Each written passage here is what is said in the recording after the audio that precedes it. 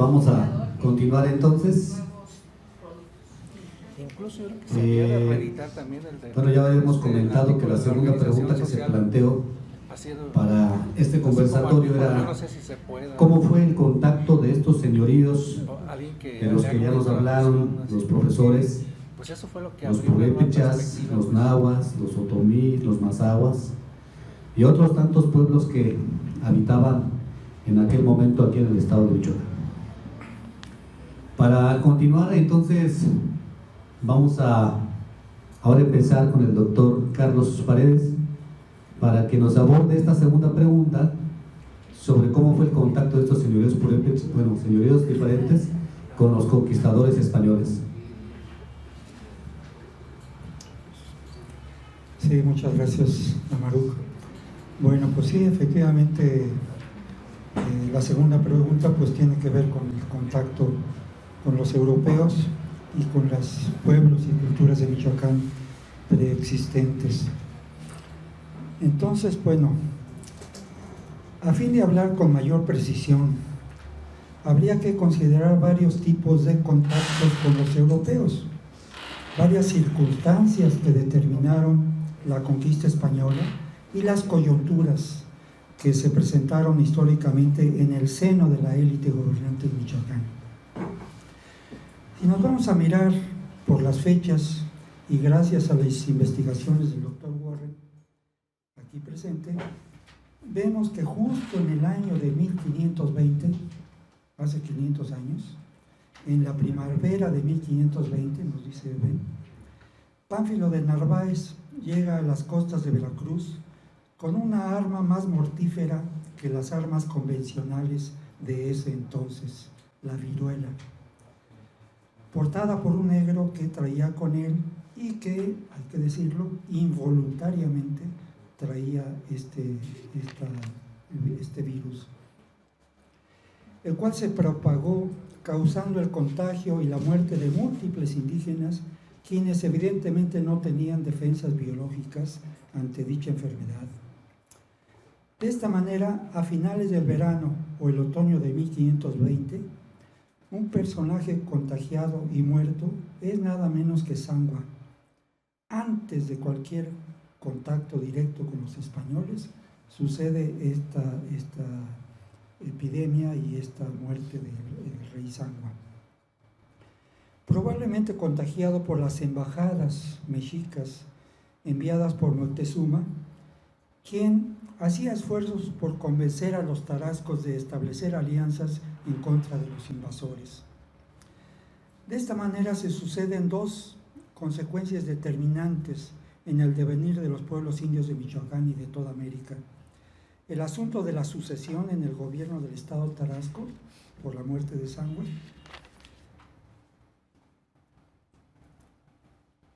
siendo esta la primera epidemia de las sucesivas que vendrán en los siguientes años y décadas, desconocidas totalmente en América, que hicieron estragos entre la población, que marcaría una de las grandes debacles demográficas de toda la humanidad. El mismo Serge Gruzinski se ha referido que, por ejemplo, la invasión a la India por parte de los ingleses nunca fue tan mortífera como en América. Y esto, bueno, pues las epidemias tienen mucho que ver con esto.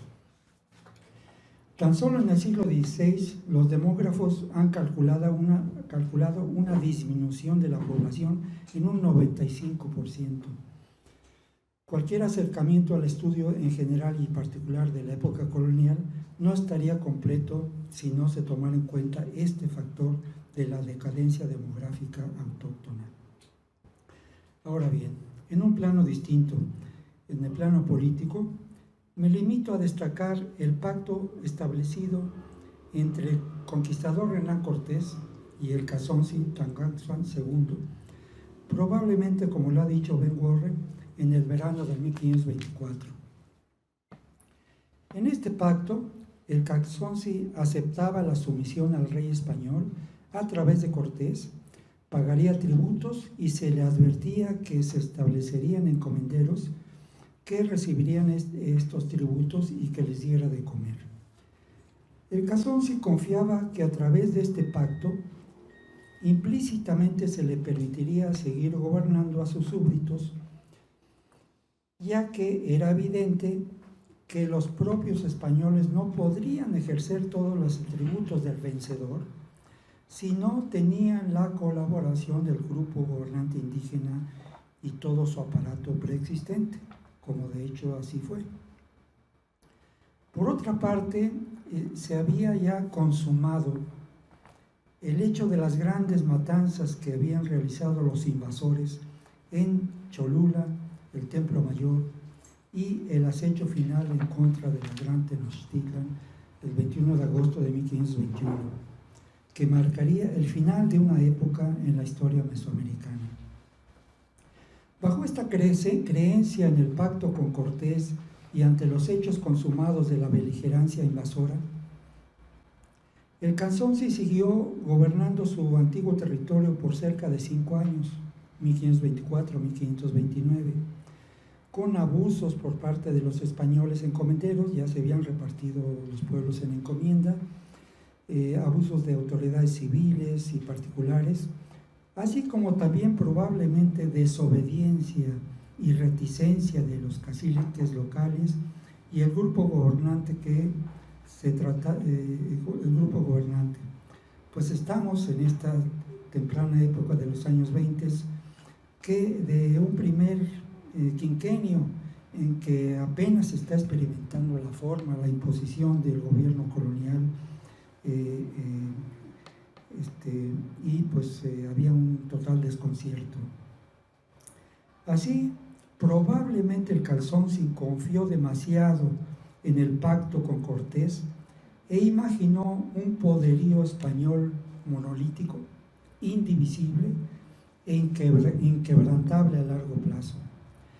Nunca imaginó que dicho poder no era así, de manera que al arribo a la Nueva España de un nuevo grupo bajo el nombre de Primera Audiencia en diciembre de 1528, constató que el poder español no era monolítico, había pugnas muy fuertes entre los distintos sectores de conquistadores y, para colmo, el presidente de la Primera Audiencia era un sanguinario conquistador, quien ya había mostrado sus atrocidades como gobernador de Pánuco, intercambiando indios locales por ganado procedente de las islas del Caribe. Su nombre, Nuño de Guzmán. De esta manera, 1520 y 1530, dos fechas que por razones exteriores el dominio tarasco había tenido que sufrir la sustitución de sus gobernantes, y su representante de Curicahueri, en el caso de Tangamandapio, evidentemente ya no es el representante de Curicahueri porque ha aceptado el cristianismo, pero sí requerían de una representación que de alguna manera interactuara con el poder español y mediara en el establecimiento de una nueva forma de gobierno. Estas dos fechas nos muestran una historia muy temprana de conflictos internos en la élite gobernante, así como también un inicio de la colonización española con una muestra de lo que vendría en las décadas y siglos subsecuentes. Reparto de pueblos de encomienda, saqueo de los tesoros del grupo gobernante, inicio de las explotaciones de minerales preciosos y el cobre, expedición comandada por Nuño de Guzmán hacia Jalisco, Nayarit y sur de Sinaloa, forzando a la población tarasca a acompañarlo, y como ya se ha dicho, la ejecución del Casonzi Sinsicha Tanganzón II a través de un juicio sumario en Conguripo, a orillas del río Lerma, en un día como hoy, en 1530. Pues estas son solamente algunas ideas que he esbozado aquí como determinantes de lo que nos convoca en este día, y pues como había dicho al principio, pues son solamente algunas ideas para intercambiar, para reflexionar y desde luego a partir de lo que ya han dicho los otros colegas componentes, pues para intercambiar y precisar esto, ¿no? Muchas gracias. Muchas gracias, doctor. Pues seguiríamos con el doctor Gerardo, que aunque ya anunció un poquito, si quisiera ampliar un poquito más sobre, pues no solamente el pueblo náhuatl, sino también incluso el propio pueblo purépecha, ¿no? Particularidades quizás con los propios gobernantes, con alguna comunidad, barrio en especial, no sé, algo que pudiera comentar. Bueno, en torno a la segunda cuestión, yo creo que de cómo se inició el contacto y cómo se inició la presencia y la introducción española ya como un proceso de colonización en la zona náhuatl, en este caso de la costa sierra, ya me voy a sentar solamente en ella, pues yo creo que se da a partir de 1522. Hay que recordar que en diciembre de ese año se funda la villa de Nuestra Señora de la Concepción de Zacatula, después de la expedición de Francisco Rodríguez de Villafuerte. Y ahí, digamos, es un punto importante para la expansión, para esa presencia española. Y el otro punto tiene que ver un poquito más adelante con la fundación en 1524, ¿verdad?, de una primera fundación española en lo que es hoy Colima, en la provincia del Colímotl, así se le llamaba, también de poblamiento náhuatl, ¿verdad?, en el valle de lo que es el valle de Tecomán. Ahí es la segunda fundación española, que llamaron Santiago de los Caballeros, una población española muy efímera, ¿verdad?, que un año y meses después es cambiada a tierra adentro y le dan el nombre de Villa de San Sebastián de Colima, es decir, una fundación muy cercana a lo que es hoy la capital de Colima. Entonces yo creo que estas dos presencias de fundaciones españolas en Zacatula y en Colima se convierten como los extremos de un eje, ¿verdad?, de un proceso de expansión española por la costa del Pacífico, y que va teniendo, digamos, pues una serie de relaciones por las rutas que se van formando, y es en este escenario, digamos, de esta expedición enviada por Rodríguez de Villafuerte desde Zacatula hacia la provincia de Colima, ¿verdad?, que se da ese primer contacto con los nahuas, digamos, para que nos ubiquemos ahora, del municipio de Aquila, es decir, de lo que hoy queda como poblamiento náhuatl, y es ahí donde surge, digamos, una resistencia en uno de los extremos, ¿verdad?, en lo que es el Valle de Alima, lo que es hoy ahora Guayana, ¿verdad?, y de ahí sale, digamos, la denominación de los indios de guerra, o sea, por la resistencia. Y pues ese es, digamos, como la primera referencia que tenemos de ese contacto. Es decir, que no fue un contacto de alianza, no fue un contacto de aceptación, sino de resistencia, en este caso al paso. Es decir, no estaban tomando posesión del territorio, sino iban de paso a Colima, y ahí les cierran, digamos, la ruta. Hay referencias pues muy vagas, muy generales en torno a esto, pero es lo que yo podría llamar. La otra tiene que ver, digamos, como el otro elemento importante es la fundación del astillero, el astillero que manda fundar Cortés en Zacatula, es decir, unas instalaciones para fabricar barcos. ¿Para qué? Pues para explorar el Pacífico, y ahí hay un primer contacto así muy interesante, no por tierra como fue la primera expedición, sino por mar, y es una expedición que va de Zacatula hasta Salagua, es decir, donde hoy es Manzanillo, es decir, esta bahía. Y de eso sí conocemos, digamos, ya porque ha sido publicado el derrotero, el diario del viaje. Entonces, este es el primer barco, digamos. Hay que imaginarnos cómo eran los barcos desde ese tiempo, unos barquitos, ¿verdad? Y es la primera vista del territorio de la costa de Michoacán desde el mar. O sea, cómo van viendo, cómo van describiendo en este diario de viaje, ¿verdad? El capitán, pues cómo es la costa, dónde están las escotaduras, dónde están las pequeñas bahías, las ensenadas, la sierra, que le llaman la Sierra de los Motines, precisamente por referencia a la resistencia que había encontrado en la expedición a Colima. La otra parte, digamos, que veo que ya es, digamos, una relación más de dominio, pues es a partir de 1528, cuando hay un proceso de expansión de Zacatula hacia la ruta a Colima, y que tiene que ver con la presencia de varios encomenderos ya para ese tiempo, ¿no? Entre ellos, yo creo una de las encomiendas más importantes, ¿verdad?, es la encomienda de Ostula, ¿verdad?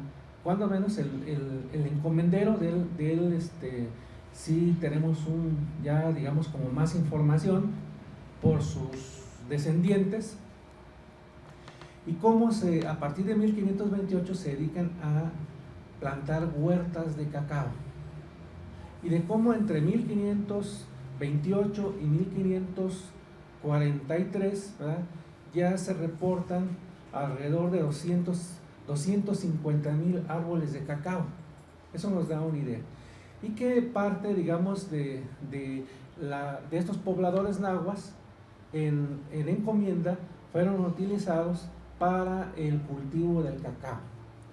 Y esa fue una causa, digamos, de una caída demográfica, vamos a decir, en las décadas siguientes, porque se empezaron a enfermar, de tal forma que hacia 1553, cuando hace la visita Lorenzo de Lebrón de Quiñones, tiene unas referencias muy interesantes. Dice, me dicen que esta tierra, ¿verdad?, del Valle de Alima, es decir, nuevamente es el Valle de Coguayana, era una tierra muy poblada, pero que de unos años acá ha habido una gran mortandad, que los indios se empezaron a morir como moscas, dice, y sin que se sepa de qué.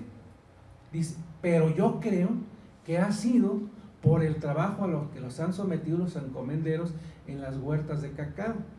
Y dirigiéndose al rey le dice, ojalá su majestad jamás dé más permisos para establecer huertas de cacao, por ser estas causa de una gran mortandad de los indios de aquí.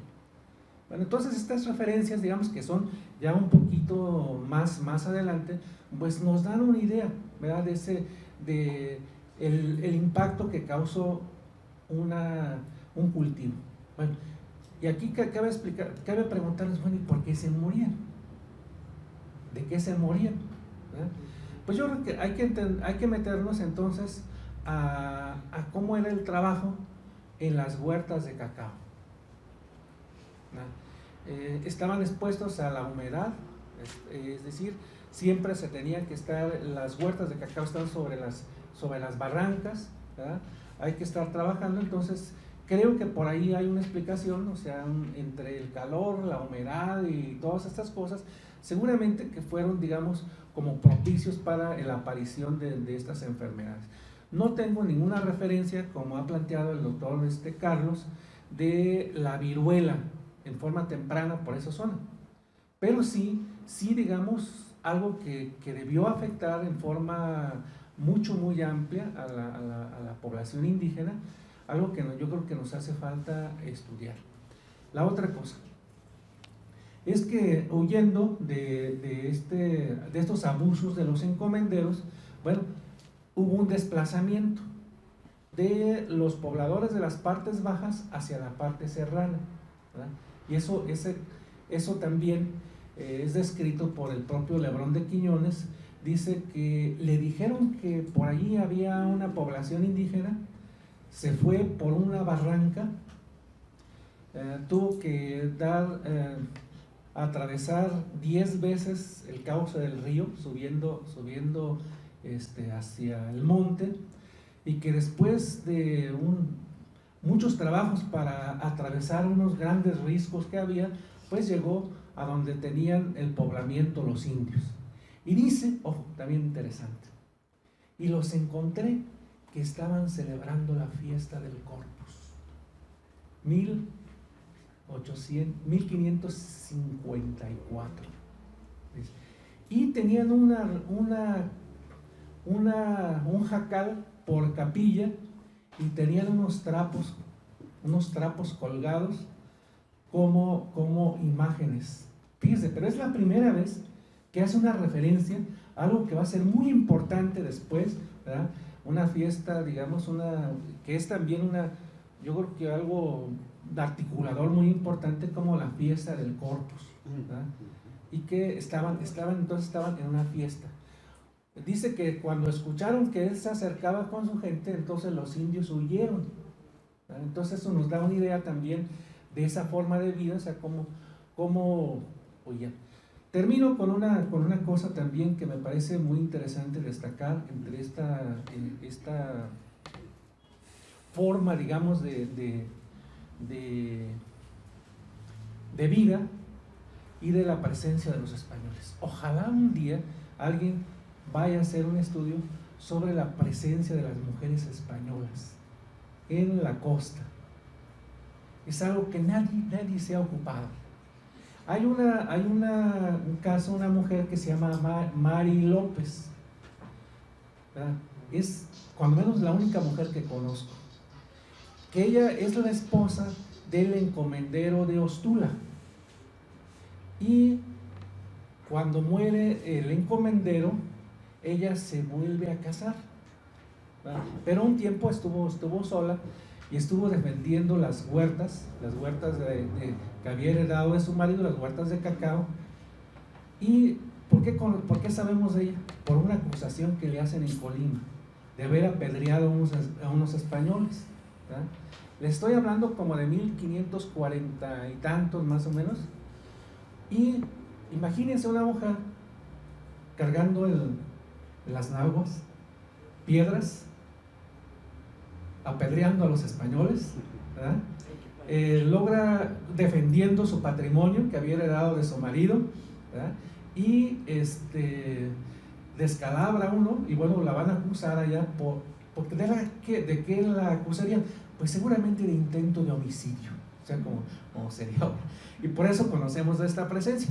Pero luego esta mujer, una mujer más o menos como cerca de los 50 años ya para entonces, pues se casa con un joven de Colima, ¿verdad? Un joven hijo de un escribano de Colima, ¿verdad? Y este muchacho se llama Juan Alcalde de Rueda, que tiene 24 años, ¿verdad? Y eso lo convirtió, digamos, por herencia, de acuerdo a las legislaciones, a la legislación que había en ese tiempo, ¿verdad? Pues lo convirtió en heredero de la encomienda, es decir, se convirtió Juan Alcalde en encomendero de Ostula a través de su esposa, de lo que había heredado del primer encomendero. ¿Y quién fue? Bueno, pues fue el redactor de una de las relaciones estas de 1580.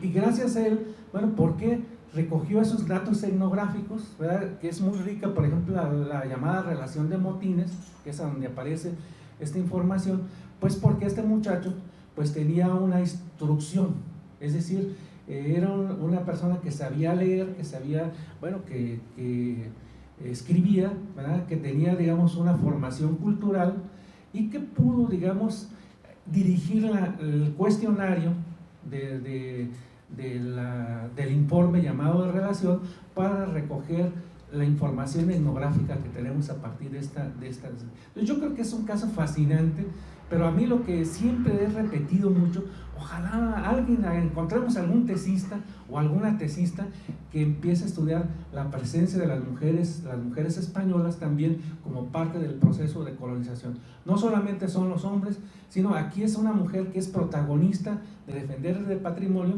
pero ella también tiene una relación con los hombres y las mujeres indígenas de su encomienda. Es una cosa que había que adentrarse por ahí en un estudio. Y bueno, pues le dejo aquí.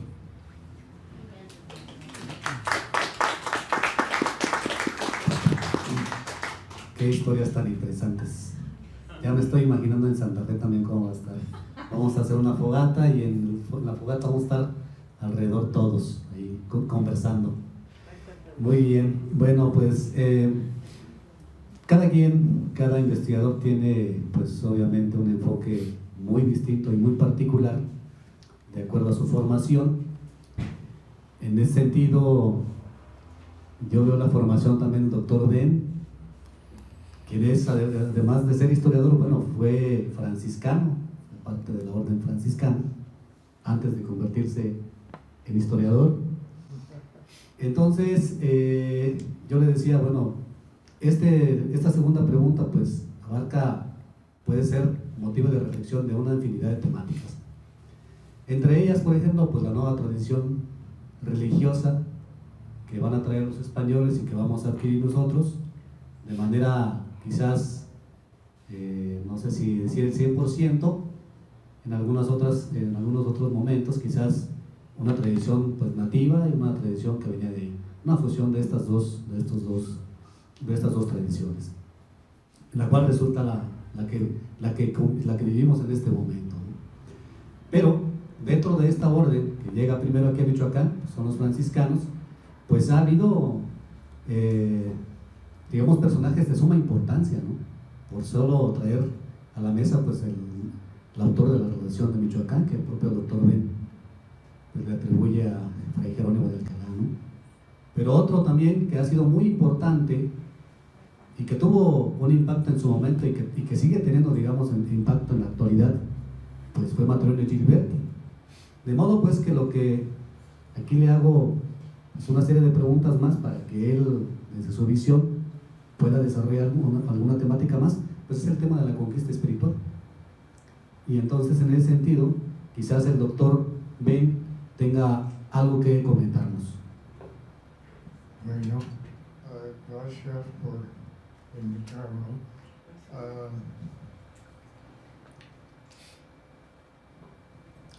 Mire, en la primera década de control español hay mucha variación. Cortés sí primero dominó la región y él trató de hacer buena relación con los dominantes tabascos, pero después el rey de España cambió esta relación porque tenía, pues, digamos, miedo de que Cortés tenía poder demasiado independiente y empezó a imponer otras autoridades, primero algunos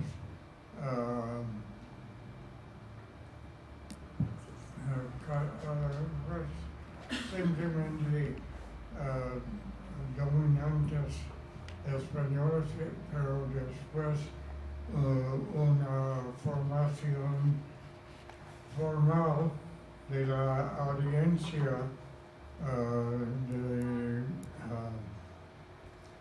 que estaba bajo la autoridad de Nuño de Guzmán y después fue él que encabezó la expedición de dominación física de Michoacán y de los lugares al norte, y que con reportes de que el Calzonsi estaba formando resistencia al norte contra su entrada, él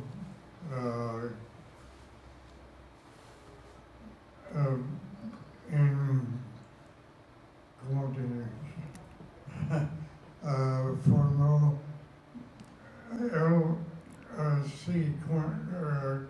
formó un pleito contra el Calzonsi y en fin él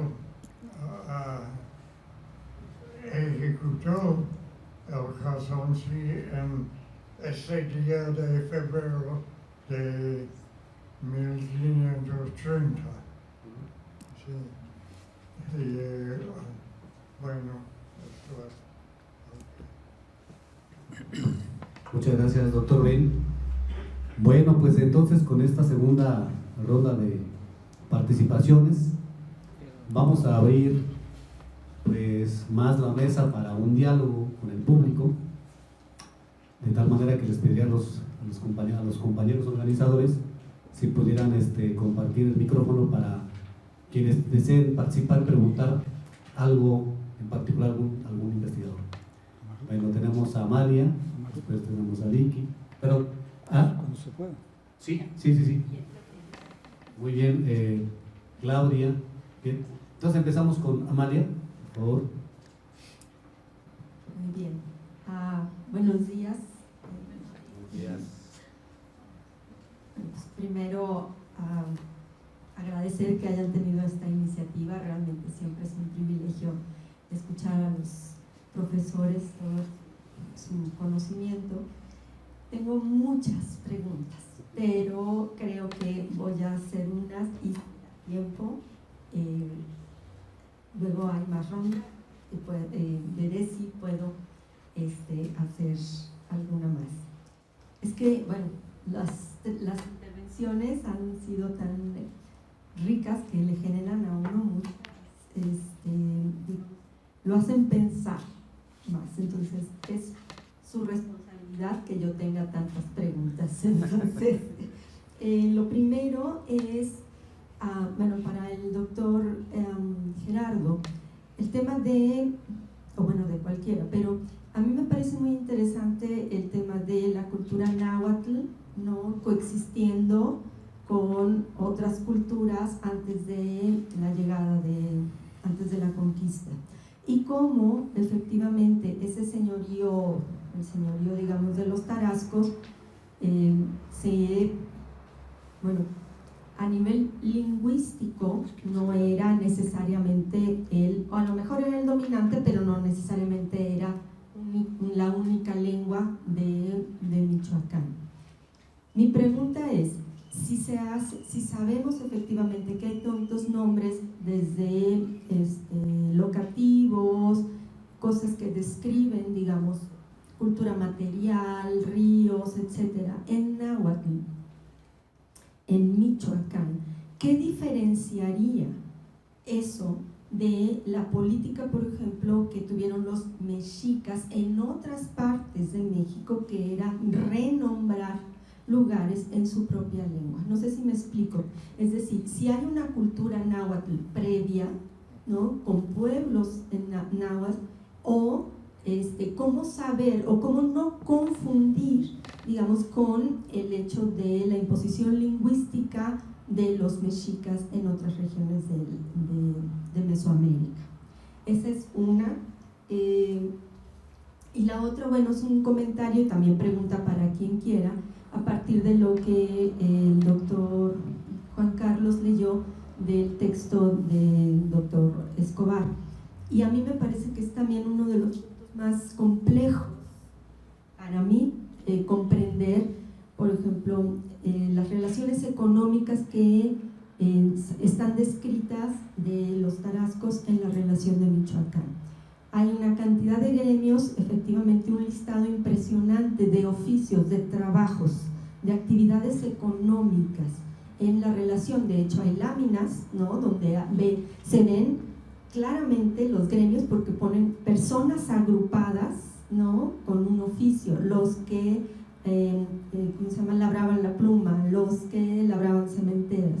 Entonces, mi pregunta es hay pues nos dicen los oficios que había, ¿no?, pero no dice ni de dónde.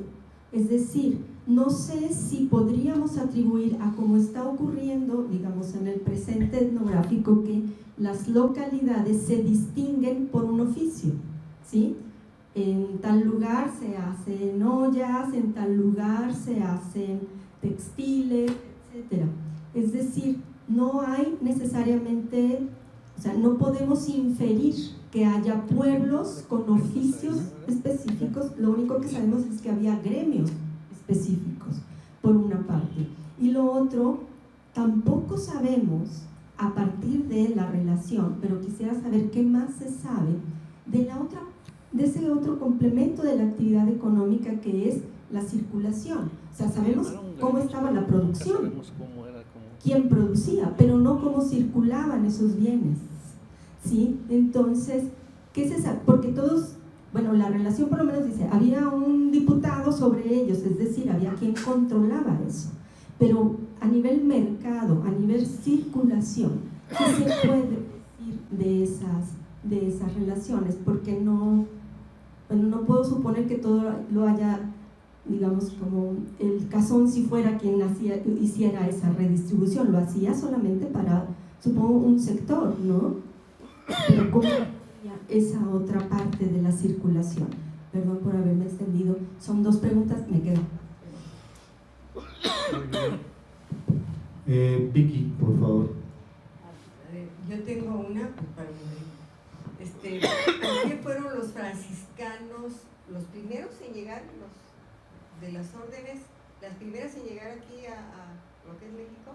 ¿Y por qué los franciscanos y no otros? Había muchas órdenes mendicantes, ¿no? Bueno, esa es una, para ti, querida.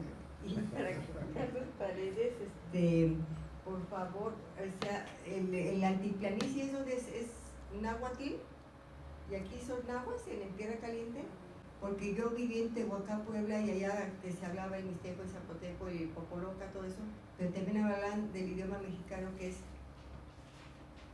náhuatl o náhuatl. Náhuatl, yo creo, allá en Tehuacán, porque yo, todas las asistentes que tuve durante 30 años, hablaban ambas lenguas, la que fuera de su pueblo y los náhuatl. Muy bien, muchas gracias, Vicky. Claudia, por favor.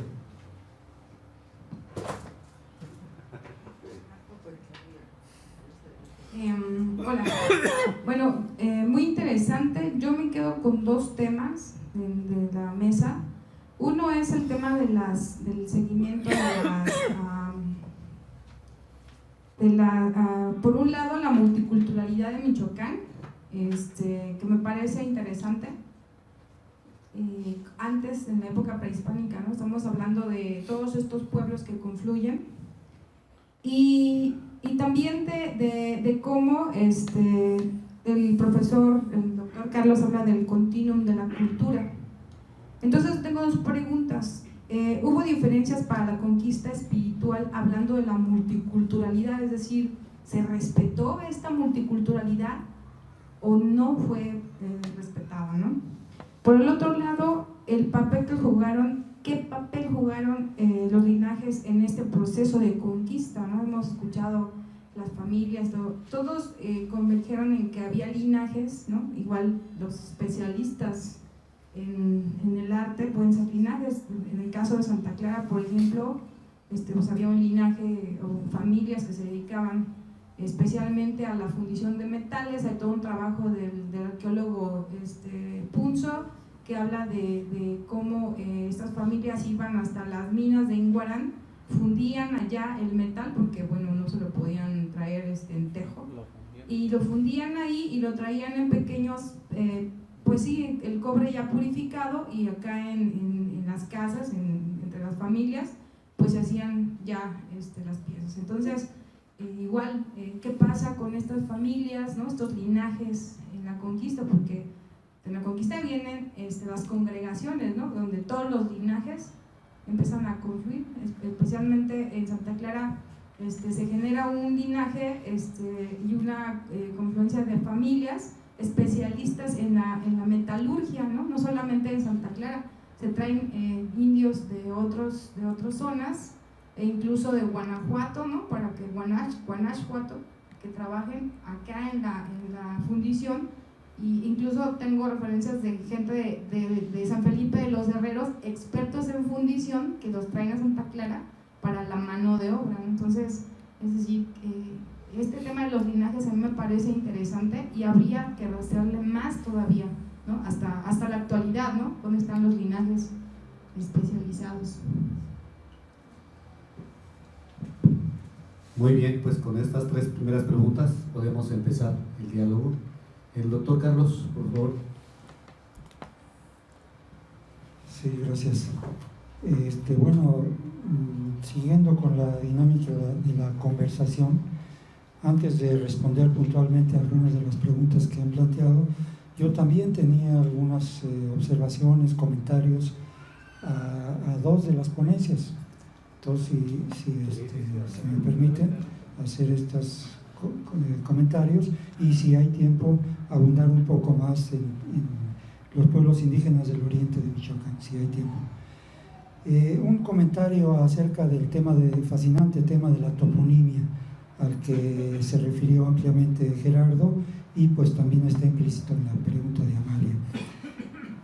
Pues sí, efectivamente, he tenido la oportunidad de trabajar un poco el oriente de Michoacán para ver otros pueblos indígenas, y en este caso me dediqué a trabajar el oriente de Michoacán, y pues ahí me encontré justamente con el pueblo en el cual hay mucha más información que otros, el pueblo Matlacinca.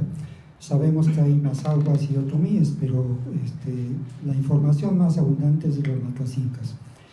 Y refiriéndome al tema de la toponimia, que es justamente un libro que coordiné con Karim Lefebvre y que está en línea, el trabajo que hago es precisamente un análisis de la toponimia, tanto purépecha, tarasco, como con Matlacinca, porque hay una diferencia básica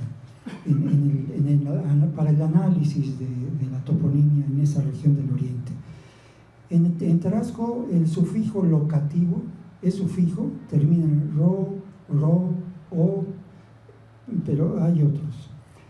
Y en el Matlacinca la gran diferencia es que no es sufijo, es prefijo. Antes de la palabra viene el prefijo pi o pi, phi. De esta manera, pues nos permite esto localizar ciertos topónimos, porque hay una diferencia básica. Entonces, analizando una relación de topónimos que trabajó el cronista Diego Basalenque, pero que no incluyó en sus publicaciones, en las publicaciones que tiene no las incluyó. Analizando estos topónimos que está en purépecha, en Matlacinca o en náhuatl, pues vemos que hay una ausencia total de los topónimos matlacincas, tanto en Charo como en otras partes que ocuparon los matlacincas. Esto me llevó justamente a plantear la hipótesis de que, ya se ha hablado también, evidentemente hay una tarasquización del territorio dominado por los tarascos. Y en la relación de Michoacán se habla claramente de que cuando conquistaban pueblos los tarascos, hacían sus fiestas, construían sus cues, realizaban sus festividades a los dioses e imponían los dioses. Y en estos imponer dioses, pues tenemos en las relaciones geográficas de Michoacán, se habla de que aquí se llamaba fulano de tal, que tiene que ver con el dios tal. O sea, hay una imposición del topónimo por parte de los tarascos. Y esto tiene relación con la pregunta porque efectivamente también los mexicas lo hicieron, lo hacían. Y nada menos que los matlacincas que estaban del otro lado, en el valle de Toluca, claramente los estudiosos, Noemí Quesada, ha constatado eso. Hay una mexicanización o una nahuatlización de los topónimos, de los apellidos de las personas. O sea que los dominadores van a imponer su topónimo. Bueno, eso por parte del tema de los topónimos. Ahora, otro gran tema que me gustaría abundar, lástima que no está presente Armando Escobar, pero lo trató en su exposición y pues no quisiera que se quedara en el aire esa duda que está planteando Armando respecto a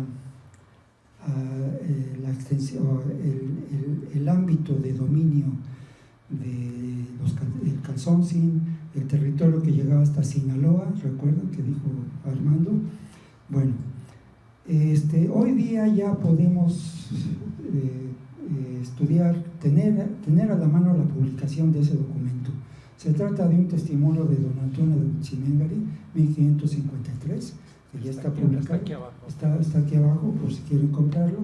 Es un documento de don Antonio de Huitziméngari, una probanza que hace en ese año para testimoniar su poder, su legitimidad desde 700 años antes, con muchos testigos, en fin.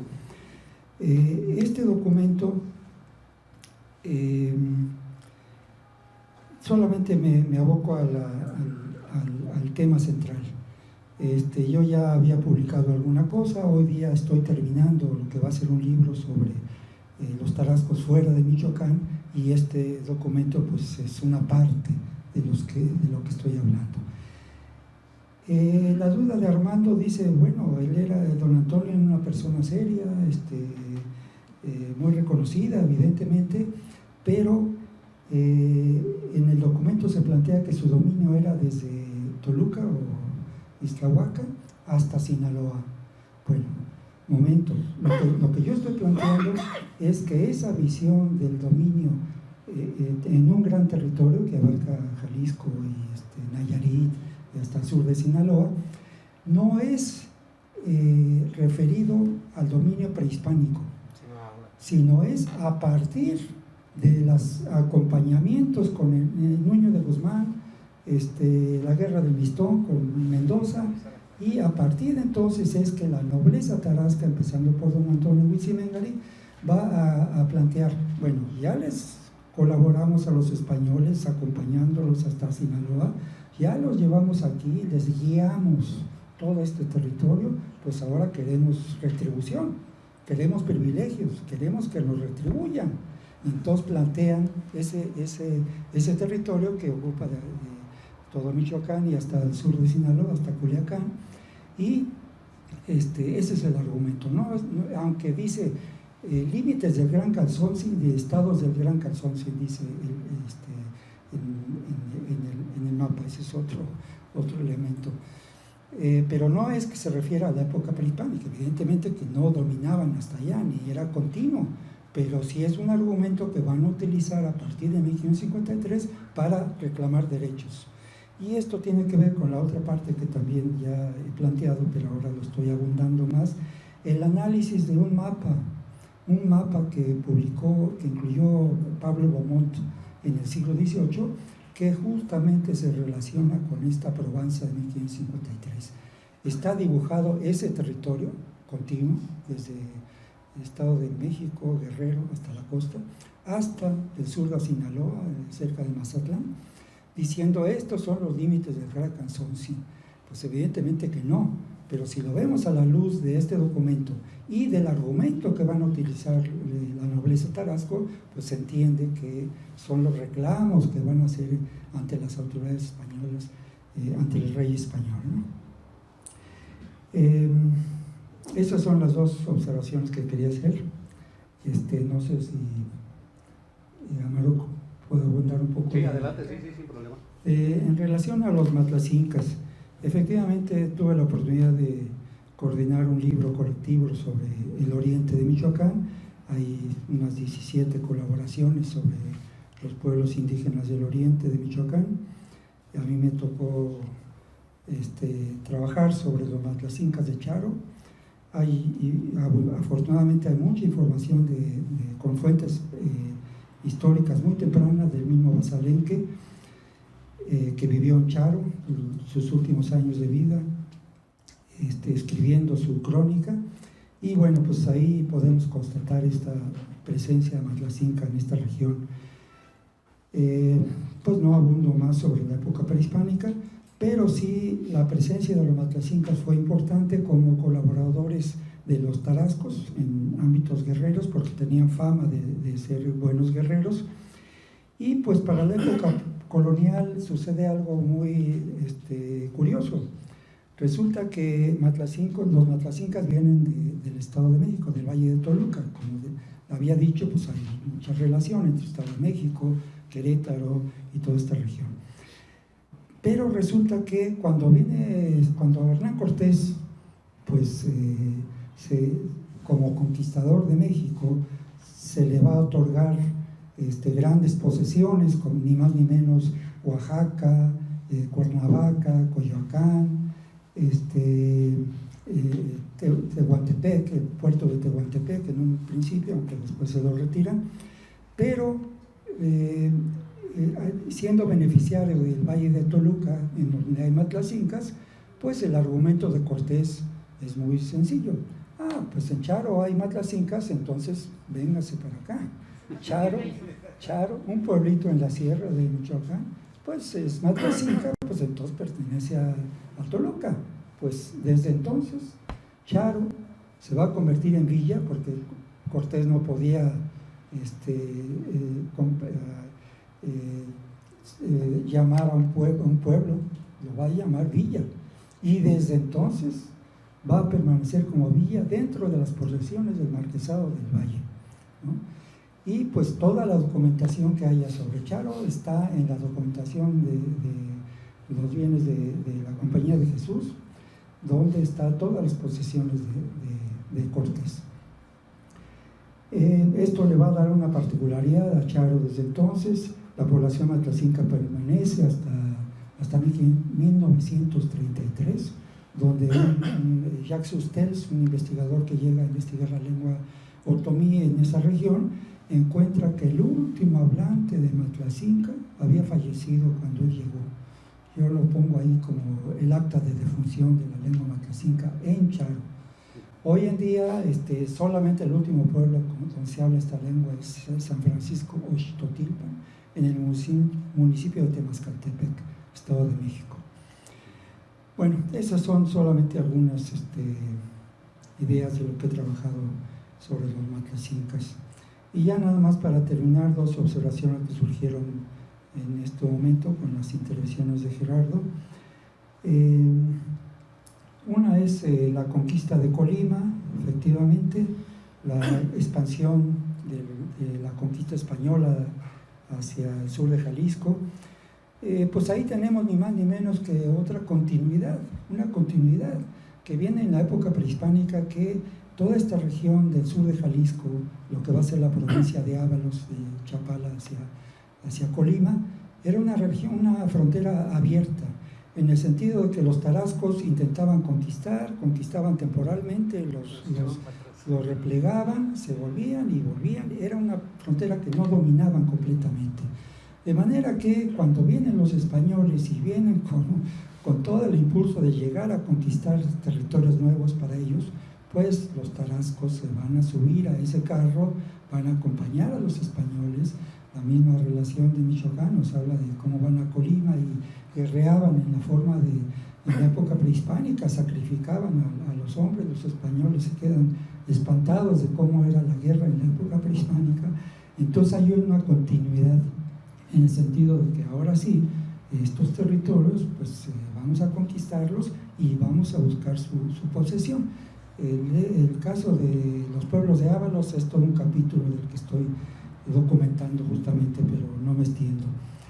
Y solamente la otra cuestión de el mismo testimonio que abundó Gerardo Sánchez, la visita de Lebrón de Quiñones, 1553-54, pues ahí tenemos otro testimonio de Lebrón en el sentido de que se van a hacer congregaciones de pueblos de indios, aunque todos sabemos que las más importantes congregaciones se hacen a finales del siglo XVI en todas las posiciones de América, pero antes de llegar al siglo XVI ya se están haciendo congregaciones de pueblos de indios, y aquí claramente lo dice Lebrón: junté tal pueblo con tal pueblo, lo nombré San Miguel, San Juan, lo que sea. Está reacomodando toda esta población indígena. Pues nada más eso. Muchas gracias, doctor. Bueno, yo creo que de este planteamiento que hizo la doctora Amalia, quisiera abundar un poquito. Y algo que tenemos que impulsar, que reconocer, es que lo que es hoy, en este caso Michoacán y tal vez el país, es resultado de una multiculturalidad. Por un lado, una multiculturalidad que tiene que ver con los diversos poblamientos, con las diferentes herencias que tenemos de ese pasado, como también, digamos, de esa multiculturalidad que nos llegó a través del proceso de colonización. Les decimos españoles, pero con estos que llamamos españoles llegaron muchas tradiciones culturales, llegaron, por un lado, pues de todos los pueblos estos de la península ibérica, pero también ahí estaban quienes habían colonizado la península ibérica, estaban por la influencia de los romanos en un tiempo, los árabes y sobre todo la influencia judía, o sea, en España, y eso también nos vino, y lo tenemos presente en nuestro lenguaje, en nuestra cultura, en muchas cosas de la vida cotidiana. Entonces yo creo que tendríamos que hacer esos enlaces de propuesta, y lo que ella se refería a esta parte, digamos, de la presencia náhuatl. Hay reductos donde, digamos, ha sido más conservada, donde están todavía los pueblos, como en el caso de la costa de Michoacán, donde siguen hablando, siguen manteniendo parte de su cultura, de su lenguaje, pero también esa memoria la tenemos en otros lugares que antes tuvieron esta presencia, pero que se perdió en unas ocasiones en la misma etapa colonial o en el siglo XIX, motivado por todas estas transformaciones de las políticas liberales. Y debo decir, por ejemplo, de esto que hizo énfasis en lugares, por ejemplo, de lo que es todo este territorio que va de la costa sierra. Por ejemplo, hay lugares, les pondré algunos ejemplos, como Xipiahue o Chichigua, Chinixtila, para buscar sitios que seguramente allí hubo asentamientos, porque en estos sitios pues se siguen encontrando vestigios de cerámica y eso. Entonces, por otro lado, de nombres que están asociados a los cerros, le pongo dos ejemplos. El Paso de Cuchumala es uno de los pasos sobre el río Cualcomán, yendo a la costa, y allí pues hay un asentamiento, y es decir, un lugar donde se puede pasar el río al otro lado cuando el cauce era más caudaloso, o un lugar, digamos, cercano, dos lugares cercanos a Aquila, como el Cigualtépetl, que dicen que es el Cerro de la Gran Señora. ¿Y qué es eso? ¿Qué señora era propiedad o tenía presencia en el cerro? Es un cerro que está frente a Maquilí. O sea, bajando por el río de Aquila hacia Maquili, está el cerro y ese es el Xihualtépetl. Y luego hay otro cerro, por ejemplo, de Aquila hacia arriba, que se llama el Cerro del Tenamastle, o el Cerro de los Tenamastles. Ahí están los yacimientos de fierro más importantes que están explotando las compañías. Entonces, vean ustedes cómo está esa presencia. La otra cosa también, cómo está asociado estos nombres náhuatl a algunos árboles. Les pongo 2 ejemplos. El temazate o el temazatl, ¿verdad? Es el árbol del venado, o el árbol de los cuernos de venado. ¿Por qué? Por la forma que tiene las ramas, ¿verdad? En forma de horqueta, y es un árbol que da pues unos frutos, no son comestibles, pero unas flores muy bonitas de color amarillo, ¿verdad? Y que pues se está extinguiendo, ¿verdad? Otro ejemplo es una planta, la chicayoma. La chicayoma es una planta trepadora que nace en tiempo de aguas y da un fruto, ¿verdad? Y ese fruto asado se come, ¿verdad? Eran cosas de recolección. Entonces, como eso, si hiciéramos un recorrido, si hiciéramos un inventario de eso, no saben ustedes la riqueza que podíamos encontrar. Por otro lado también... Invítanos. ¿Perdón? Invítanos por allá. Bueno, otro caso está en el tema de los panales. Los panales los panales Guarichi. Bueno, yo creo que no es náhuatl eso, más bien tiene que ver con... Son los panales grandes que serán pegados al suelo, en los zarzales, ¿verdad? Y que antes había muchos, pero ahora con todas las modificaciones, las quemas y todo eso, pues ya se han disminuido. O en este caso también animales, los chumices. No sé si alguien ha oído hablar, los chumices eran unos gusanos, unas larvas que se daban en tiempo de aguas en los árboles de Guasima. ¿Qué es Guasima? Los árboles de Guasima. Entonces dicen que esos gusanos pues eran comestibles. O sea, hay referencias de que esos gusanos que cuelgan, ¿verdad? Entonces la gente los recolectaba. Son más o menos como de este tamaño, ¿verdad? De color negro. Yo creo que alguien que estudiara eso, a mí me parece que esto ya también se está acabando. ¿Cómo se llaman? Chumices. La otra cosa está, por ejemplo, en el caso de otros tipos de frutales de la tierra, están los timbiriches y están las guámaras. Yo creo que eso es más bien por época la presencia allá. ¿Y qué son? Pues son parientes de las piñas. ¿Y cuáles son los timbiriches? Pues los que se han metidos en la planta así de las hojas, y las guámaras son los que tienen un tallo alto y se dan como racimo, ¿verdad? Eso sería. Y por otro lado también algo que quisiera agregar es otro poblamiento del cual muy poco sabemos, que es el que Pedro Carrasco denominó como los Nonoalca de Michoacán, ¿verdad? Los Nonoalca de Michoacán es una pequeña colonia que se estableció pues antes de la conquista en un lugar cercano a Tepalcatepec. ¿Y por qué? Y fundaron un lugar que se llama, que ya en la época colonial fue Santana Tetlama, ¿verdad? Pero el nombre era Tetlama. Y dice, por ejemplo, ellos trataron de congregarlos en 1545, me parece, con los de Tepalcatepec. Y entonces ellos alegaron, no, es que no somos de los mismos, nosotros no somos mexicanos, nosotros somos Nonoalca.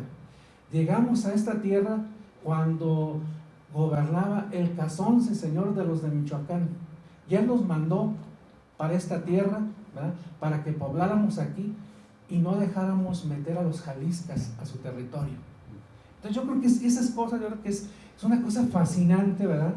También de cómo hubo procesos de colonización, ¿verdad? Tardía, para resguardar resguardar el territorio. ¿A partir de qué? Pues a partir de ahora les damos permiso para que se establezcan aquí, pero cuiden que no se metan los vecinos. Muy bien. No sé si con eso terminó ese mundo náhuatl es fascinante. Eso que nos platica el doctor Gerardo, esto último me suena a lo que está pasando actualmente, ¿verdad? Con el crimen organizado, las 4 letras que defienden y que no... Bueno, en fin, es otra historia. Doctor, el maestro, doctor Ben, si quisiera comentar algo, bueno, la pregunta directa. Pues la pregunta fue ¿por qué los franciscanos? La verdad es que a ese tiempo en España la orden franciscana se había tenido una reforma interior y cuando mandaron gente de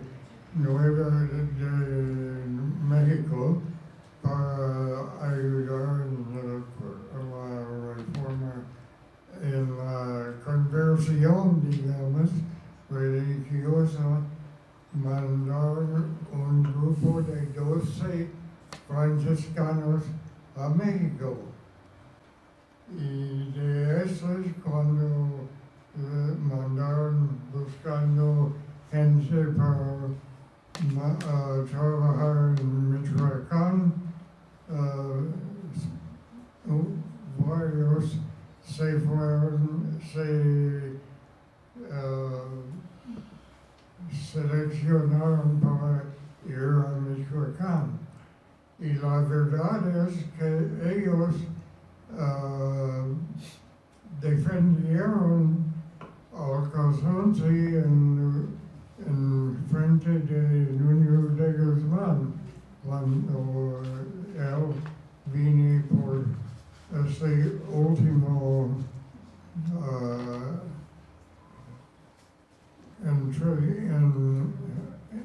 entrada en Michoacán.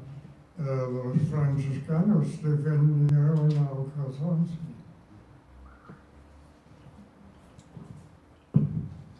Muchas gracias, doctor Ben. Doctor Ben seguramente hablaría también de Vasco de Quiroga, ¿verdad? Que es un personaje de gran importancia y que además es especialista en el tema. Pero de ese personaje vamos a estar hablando el próximo mes, precisamente una fecha como el día de hoy, 14 de marzo en Santa Fe.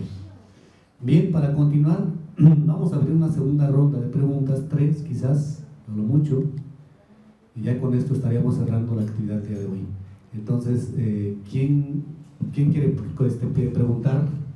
¿Alguien del público? Juan Carlos, compañero, no lo conozco. Bien, Carmen, perfecto, con ellos. Víctor Cortés. Bueno, muchas gracias por sus intervenciones, porque da pie a la reflexión, y justamente en este inicio de una serie de actividades para repensar la historia, para repensar el pasado. Hasta el momento, la manera en que concebimos de cómo fue la organización sociopolítica prehispánica michoacana es básicamente a partir de lo que Fray Jerónimo de Alcalá nos muestra en la relación de Michoacán, de que fue un gobierno huacús centralista, ¿no?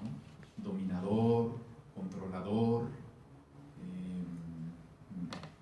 pero yo siento que lo que ahora estamos inaugurando nos va a permitir empezar a reconstruir, a ver otras posibilidades de conocimiento de ese pasado. Y justamente a partir de la intervención que hacía Claudia hace un momento, de ver la organización política no solamente desde un enfoque, desde una visión o desde unos actores, sino verlo en función lo que la mesa justamente ha puesto en evidencia, ¿no?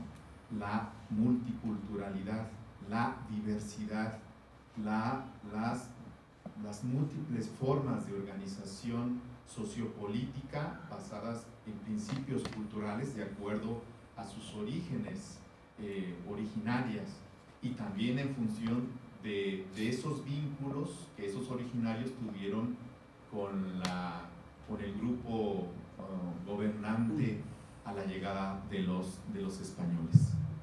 De modo que lo que yo advierto, y yo espero que en años no muy lejanos podamos reconstruir un modelo de organización política no de orden vertical, sino más bien como de una serie de vínculos, de alianzas, de acuerdos, de negociaciones entre distintos linajes, cuyo principal linaje pues va a ser el de los Guanacuatzecha, los guanacuas, los chichimecas, pues, o los huacús.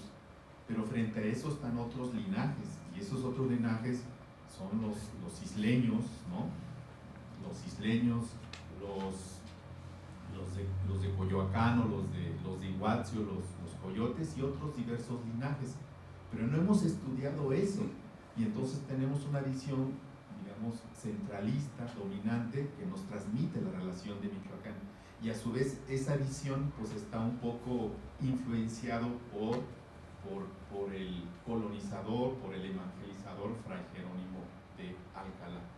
Entonces debemos de remirar, de repensar ese pasado, esa organización sociopolítica, porque en esa misma medida también vamos a entender cómo fue el contacto o el vínculo de esas diversas expresiones sociopolíticas y culturales frente a la llegada de los españoles. Y particularmente me refiero a dos linajes. El linaje de los que gobernaban, o los que tenían la dirección de la Curámocua, del gobierno en el Michoacán antiguo, los guanacuás, los guanacuatzecha, los chichimecas, los huacúsech, son los que negocian, son los que entran de paz, que decía Armando Mauricio Escobar, son los que negocian, se alían con los españoles. Y esa es la historiografía que conocemos muy bien, de que la conquista fue de una manera pacífica, pero porque así nos lo quisieron hacer ver en su momento ese linaje gobernante, los chichimecas huacús, porque así les convenía, como lo decía el doctor Paredes, con la alusión a Antonio Huitzimenga, ¿no? Pero es importante empezar a ver los otros linajes, por ejemplo, los isleños. Los isleños, cuando se conforma el gobierno político antiguo del Michoacán prehispánico, originalmente el gobierno de los nativos en la cuenca del lago de Pátzcuaro pues estaba distribuido, estaba disperso, había una serie de confederación o de cacicazgos o de señoríos o de casas gobernantes, y no había una unificación propiamente como después la hubo. Y quienes tenían más o menos la dirección de eso, al menos en el área del lago de Pátzcuaro, eran los del lago de Pátzcuaro, es decir, el linaje de los isleños. Es decir, el gobierno le competía a los isleños. Llegan los chichimecas huacús del norte y empiezan un proceso de alianzas, de negociación y de control y de negociaciones. Pues. Y de ejecución. Entonces, cuando llegan los españoles, pues los isleños van a aprovechar esa circunstancia para poder reasumir el poder o el control que habían perdido con motivo de la llegada de los chichimecas huacús hacia el siglo XIII y XIV. No sé si me di a entender, pero lo que quiero transmitir es que es necesario remirar, ¿no? Reconsiderar, repensar de manera crítica ese pasado en función de esta diversidad de formas políticas que todavía no las hemos estudiado bien a bien a partir de sus referentes culturales, y que en esa misma medida vamos a poder reconstruir de una manera también más más completa y más compleja a su vez, cómo fue el contacto entre los diversos grupos nativos del antiguo Michoacán con la presencia de los españoles. Y seguramente ahí sí vamos a empezar a ver acciones de resistencia dependiendo del pueblo al que nos estemos refiriendo, como bien lo hacía ver el profesor Sánchez, ¿no? Donde se pasan los españoles para irse a la costa y para seguir explorando, pero se oponen a que pasen por allí, porque no tienen presencia hispana. Entonces, a mí me ha sido muy fructífera esta tarde y celebro el grupo Pampericha, este inicio de actividades, y desde luego felicito a los ponentes que nos permiten hacer esta reflexión. Muchas gracias, Juan Carlos. Compañero de atrás, Víctor.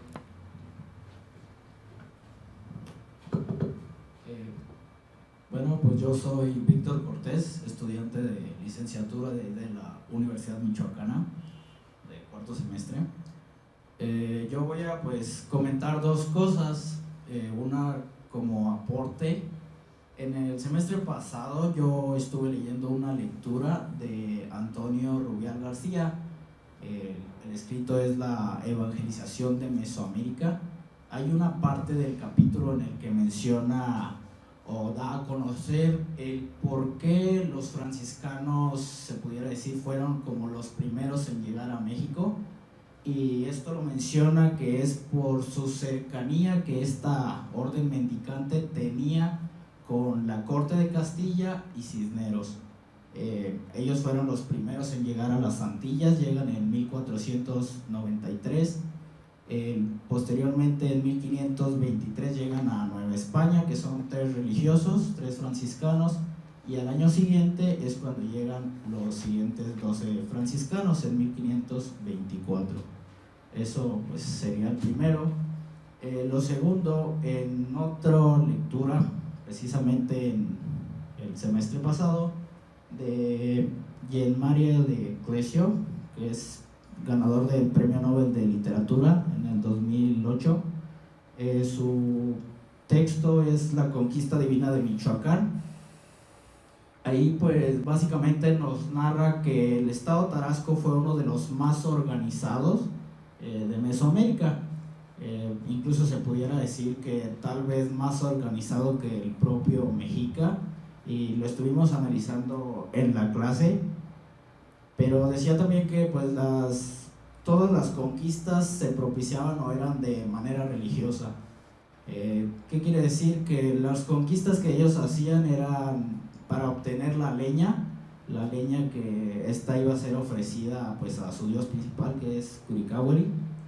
Y pues nos decía que era un estado bien organizado, bien definido, que al momento de que se rinde el Cazonsi, pues básicamente el pueblo pues no dice nada, no hay rebeliones, o si las hay pues son muy pocas, a lo que me llega a pensar, y pues en el día, la fecha, que el acontecimiento histórico que se hace, planteo la siguiente pregunta.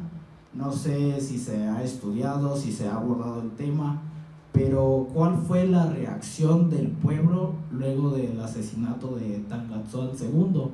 Si hubo algún sentimiento, si hubo, no sé, tristeza por parte del pueblo, si hubo enojo, si hubo algún motín, alguna rebelión, no sé, lo dejo a disposición de todos. Gracias. Muchas gracias, Víctor. Carmen, Carmen, dos preguntas adelante. concretas. Bueno, ¿por qué matan a Tangatzón? ¿Y por qué los purépechas no dominaron la costa?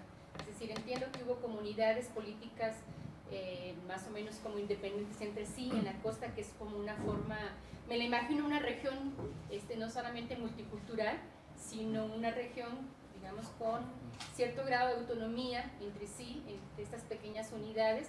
Y me pregunto si la costa no era apetecible, digamos, para los purépechas como para conquistarla y dominar, o por qué no, si eran poblaciones pequeñas, digamos que entiendo pues no darían como mucha resistencia a este pueblo guerrero purépecha, ¿por qué no finalmente extendieron su dominio a la costa? Muy bien, entonces el doctor Carlos, por favor.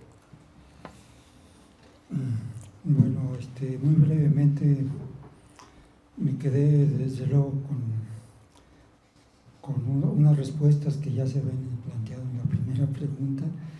Muy brevemente, doctora Amalia Ramírez, una precisión: hay que diferenciar siempre entre nahuas y mexicas, porque no es lo mismo.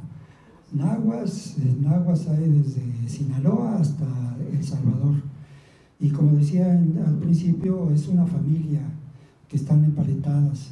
El pipil de San Salvador está relacionado con el náhuatl porque pertenecen a esa familia. Pero bueno, y mexicas pues evidentemente son la triple alianza que vive en el Valle de México y que domina, ¿no? Entonces, para empezar, siempre hay que diferenciar, no es lo mismo nahuas que mexicas, ¿no? Es una precisión.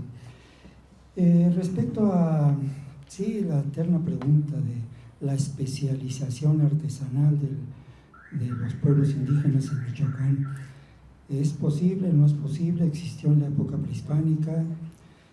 Para empezar, hay que saber que evidentemente la información que hay al respecto pues pertenece al Calzoncin, al grupo gobernante, en la relación de Michoacán y en la descripción de 1533 que publica el doctor Warren, pues muy claramente se ve cómo el cobre, por ejemplo, se podía obtener tanto por órdenes del Calzoncin: vayan por tanta cobre y necesito tal cobre. Eso nos lleva evidentemente a la centralidad del Calzoncin por disponer del cobre, ¿no?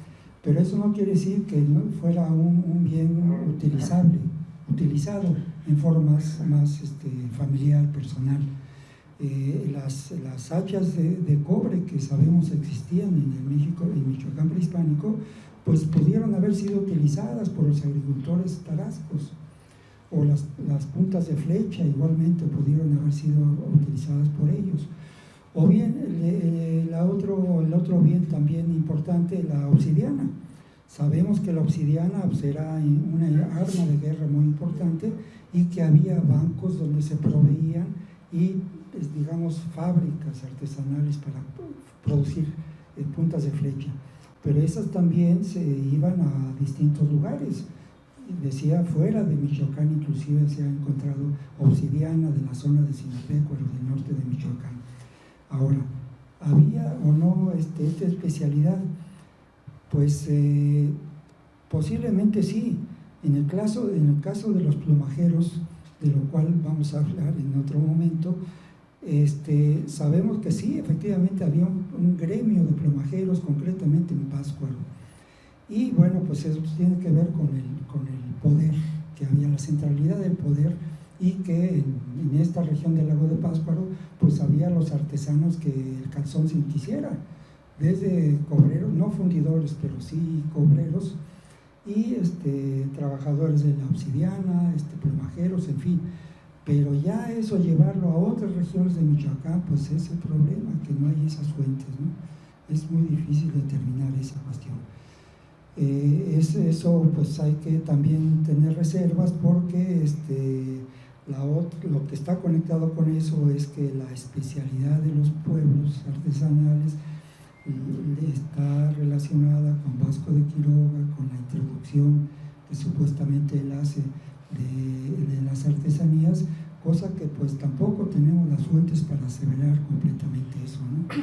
Y pues ahí se llega al extremo de que Vasco de Quiroga trajo artesanías y les enseñó a los pueblos a hacer ciertas artesanías.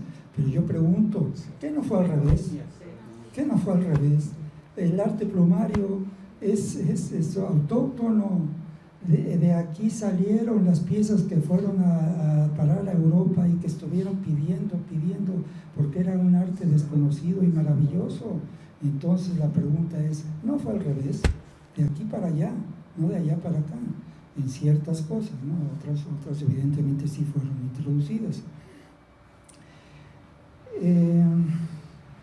Respecto a la cuestión de la multiculturalidad, los pueblos multilingües, y que Vicky pregunta, en Tehuacán pues ahí hay popolocas. Efectivamente, Tehuacán pues es ni más ni menos una zona de transición entre el sur de Puebla y el norte de Oaxaca. De manera que es una zona evidentemente multilingüe porque ahí hay presencia mixteca, popoloca y náhuatl. Náhuatl a partir de la conquista de los mexicas, de la Triple Alianza. De manera que hay que pensar en que muchos pueblos en la Mesoamérica prehispánica eran multilingües, no solamente hablaban una lengua, hablaban dos o más, de manera que esa cuestión de la multiculturalidad está presente en el México prehispánico. Y eso tiene que ver también con la observación que hacía ahora Juan Carlos Cortés Máximo respecto a la multiculturalidad y esta consideración que hace la investigadora alemana Sarah Albeinswick, en el sentido de que preguntarse que si no era más importante, que si era más importante la diferencia, como hoy en día hablamos de otomís, mazahuas, náhuatl y todo esto, si no era más importante la diferencia de linaje que el hablar distintas lenguas. Era más importante, yo pertenezco a la familia tal, al linaje tal, desciendo de tal linaje, mi ancestro desconocido, pero por legitimidad pertenece a tal o cual señor. Esa es la diferencia básica que había en el Michoacán prehispánico, al menos. La fuerza de pertenecer a un linaje determinado y no tanto el hablar lenguas distintas, que hoy en día pues, es un determinante básico, pero no estamos en esa época, ¿no? Hay que pensar en ese matiz. Y bueno, lo que señalabas también, Juan Carlos, respecto a la diferencia de los Guanacaste y los Huacusecha y todo esto, pues desde luego que hay que abundar en volver a leer el libro de Angélica Fanador, porque ella es una de las primeras investigadoras que hace esa diferencia entre los Guanacaste y los Huacusecha en general, y analizando la relación de Michoacán encuentra ciertas diferencias en la forma de expresar la información.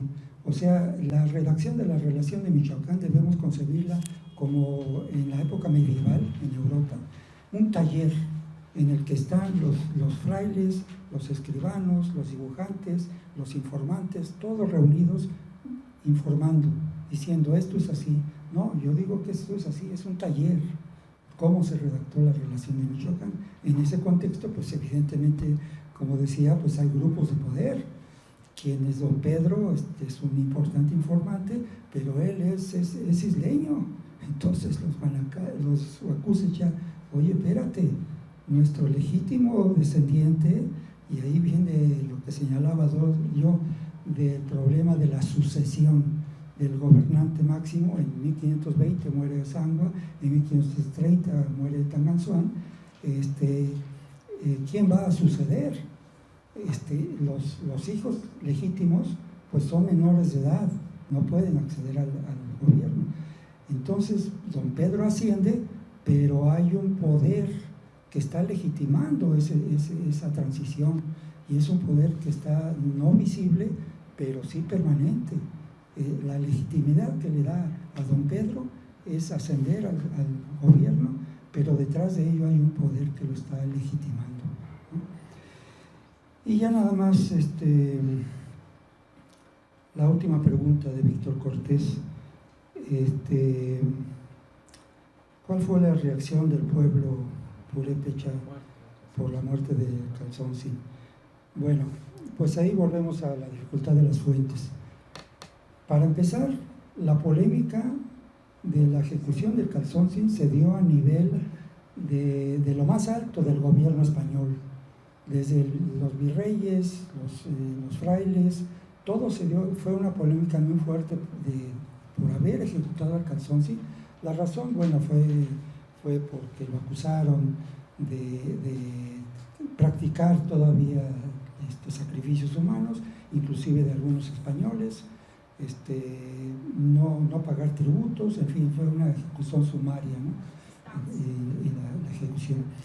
pero la reacción por haberlo ejecutado fue muy fuerte en todo el ámbito novohispano, porque el Calzonsi se había sometido, había aceptado el cristianismo, lo habían bautizado y aún con eso lo ejecutaron y lo quemaron.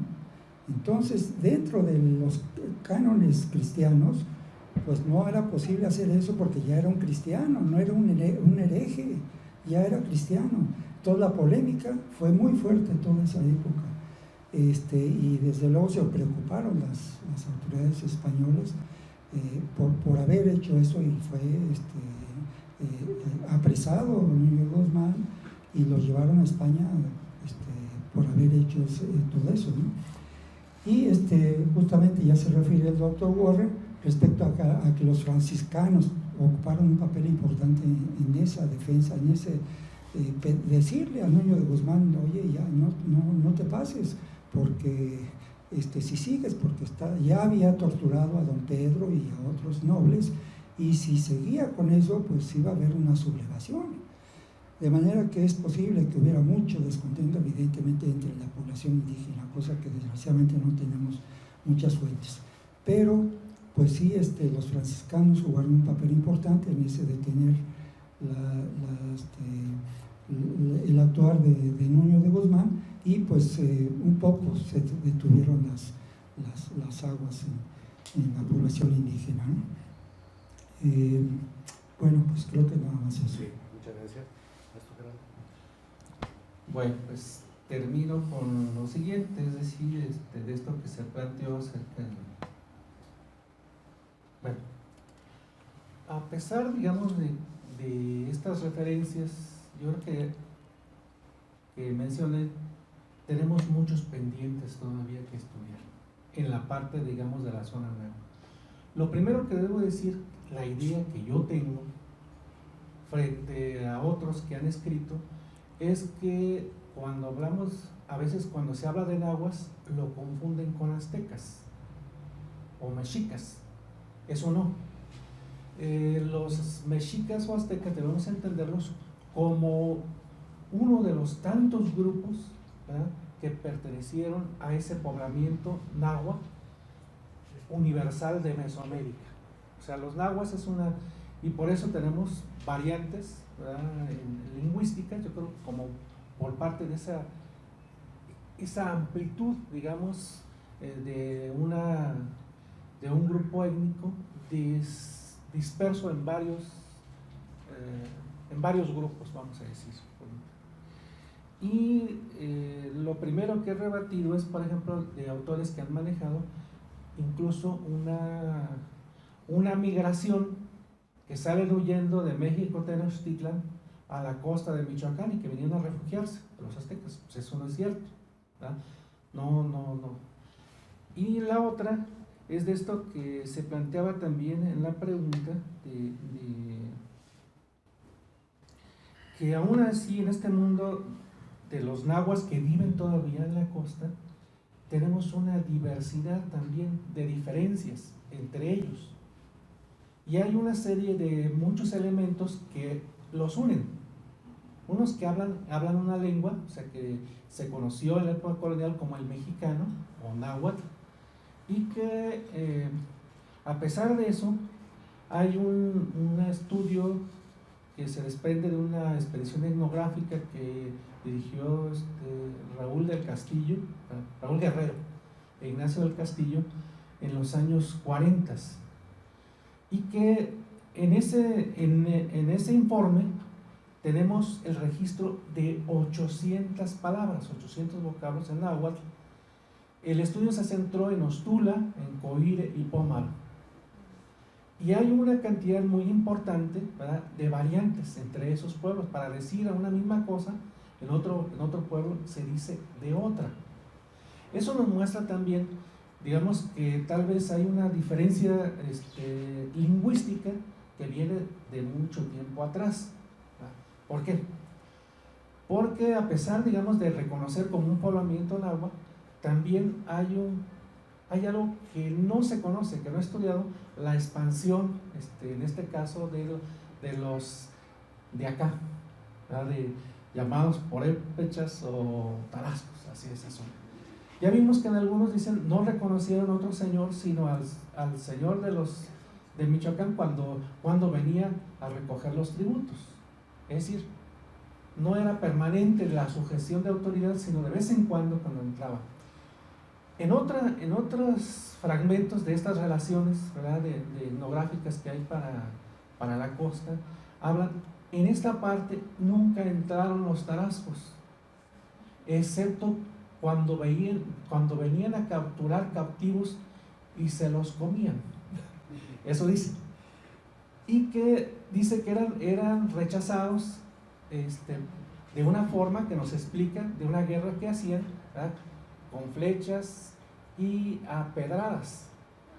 Dice el informante que todos esos montones de piedra que hay todavía en algunos lugares eran digamos como los sitios de defensa. Cuando se acercaban los repelían a pedradas. Son cosas que tenemos que estudiar dentro de esta vertiente de historia de la resistencia, no necesariamente la guerra. Por otro lado, también, ¿cómo explicarnos en esta zona náhuatl de los que viven ahora una presencia de nombres que no son nahuas? Pómaro no es náhuatl, Coire no es náhuatl, Maruata no es náhuatl. Entonces, ¿cómo entender en esa profundidad del territorio de los nahuas la presencia, digamos, de nombres, de lugares que pertenecen a otro idioma distinto?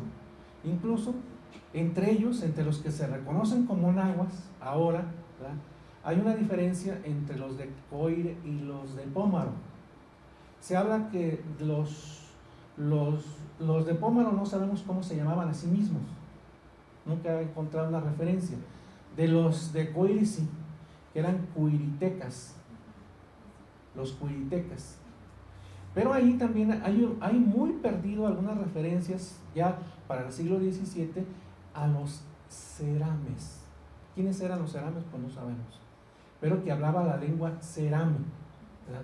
Entonces yo creo que eso nos da una idea de la complejidad, digamos, de ese poblamiento. Es un corredor, exactamente como lo ha planteado el doctor Paredes, un corredor étnico, ¿verdad?, en donde los migrantes fueron quedándose, algunos se arreglaron con los que allí estaban, se fueron quedando, colonizaron, y bueno, pues eso permitió, digamos, una presencia importante. En el caso de los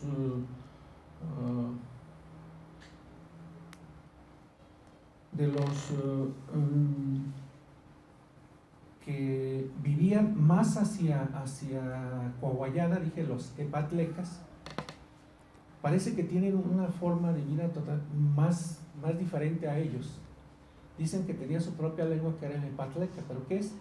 A veces los registros lingüísticos los tenemos como referencia a los sitios de poblamiento y no necesariamente, ¿verdad?, a una pertenencia étnica. Eso es lo que le da complejidad, digamos, al estudio. Por otro lado, también encuentro otra cosa así que está pendiente de estudiar en esta complejidad. Bueno, a idiomas, a lenguas, por ejemplo, de las cuales solamente tenemos referencias muy vagas, además de esto que hablan en cerame. Cuando publicamos el proceso de Inquisición con el cura de Cualcomán, con el doctor Warren, allí la persona que es protagonista es María Ana, o la India Marichi. Ella hablaba una lengua oscura, eso dice ahí, y que para poder hacer el interrogatorio, para poderse comunicar, utilizaron a su marido, que hablaba el mexicano, para traducirlo a los que estaban registrando, digamos, el proceso. ¿De qué lengua oscura se habla? Un reducto, seguramente ya unas cuantas personas hablaban esa lengua, pero era mediante un intérprete. La otra cosa que en ese mismo proceso encontramos, como en el caso de la India Marichi, cuando vino a declarar a Caguato, su marido, que era un indio de de motín, que hablaba el mexicano, habló, es decir, tradujo lo que le decía su mujer, pero hubo un intérprete en lengua tarasca, que fue el que lo llevó al español, así como está conquistado. Entonces vean ustedes esa complejidad de cosas que tenemos de estudio, ¿verdad? Yo creo que en este seminario que se abre, yo creo que tenemos una posibilidad, ojalá pues estudiáramos más, ojalá promoviéramos, digamos, el rescate de esa riqueza cultural que tenemos. Y bueno, termino diciendo con una propuesta que le he hecho al doctor Amaru, ya sea como parte del mentado CENESCO o algo más amplio, ¿verdad? Que propongamos a la universidad que se abra el curso de lengua náhuatl en el departamento de idiomas, también como para ir recuperando los idiomas originarios. Lo mismo puede ser con el otomí, lo puede ser con el mazahua. Yo creo que si llevamos a las instituciones a ese compromiso, pues estaremos dando una respuesta a estas cosas que se han planteado en torno al próximo quinto centenario, ¿verdad? Que también se iniciará. Y ojalá podamos entonces ir más allá de este seminario, de hacer puros conversatorios, ojalá lo podamos convertir en algunos textos, y que para el 21, ¿verdad? O para el 22 publiquemos un libro, ¿verdad? Que nos dé nuevas luces, para entender esta complejidad, digamos, de etnias que había en Michoacán, y que complemente esto que nos has puesto ya el doctor Warren en su libro de la conquista de Michoacán. Muchas gracias, doctor Gerardo. Pues claro que se van a hacer realidades estas dos propuestas. Yo creo que nos llevamos esto último planteamiento que nos hacen los coordinadores, de que en el 2021 pues pensemos en una publicación de un libro, ¿verdad? Donde recojamos todas las charlas, estos conversatorios, y que se conviertan en artículos. Y lo otro, efectivamente, yo creo que la universidad, en este caso la michoacana, bueno, pues tiene ese compromiso de atender a los otros pueblos, no solamente a los purépechas, que sin duda alguna el Centro Nicolás de Estudios de los Pueblos Originarios tiene como antecedente el Centro de Investigación de la Cultura Purépecha, que se transformó en esto, justamente pensando en que no solamente se atendiera a los purépechas, sino que se atendiera a los otros pueblos de aquí de Michoacán. Por ahí va la propuesta. El doctor Bennett Warren también quiere expresar algunas palabras últimas. Pues muy poco, pero una cosa que se nota en esta primera década de dominación española es la diferencia entre el tratamiento de Cortés y después de los oficiales mandados por el rey, que Cortés mostró más respeto a la gente indígena que esos oficiales que el rey mandó después. Y creo que eso es importante de considerar. Muchas gracias, doctor Ben. Para cerrar, el doctor Carlos Paredes. Sí, gracias. No solamente un dato para abundar en lo mismo que dice Gerardo. El mismo Lebrón de Quiñones, en 1554, él habla de que cuando llegó a esta región de Colima, Motines y toda esta parte, dice que había pueblos que hablaban distintas lenguas y que no se entendían unos con otros, y que además él dice que como 60 lenguas distintas.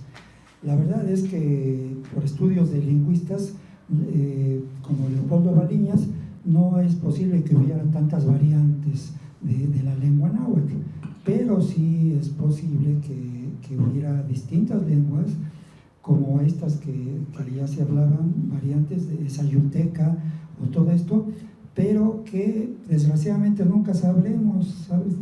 Nunca se registró O sea, en el purépecha tenemos la fortuna de que en el mismo siglo XVI los frailes se ocuparon en registrar estas lenguas, pero de estos lugares y estas regiones que sucumbieron toda esta población tan tempranamente, nunca lo sabremos.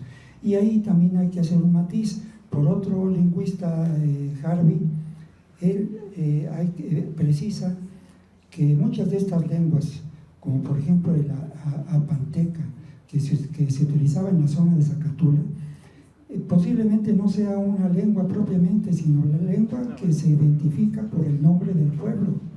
Y en ese caso, pues el sayulteca viene de Sayula, porque son de Sayula, pero ¿es una lengua o es nada más porque vienen de ese pueblo? Es el problema para definir todo esto, ¿no? Nada más.